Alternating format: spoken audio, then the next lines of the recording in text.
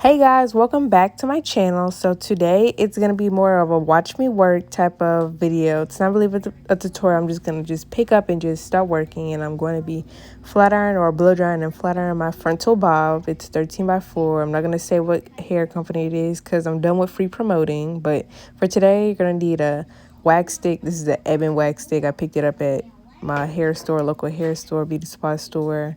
You're going to need a little clamp or a clip to hold the hair out the way.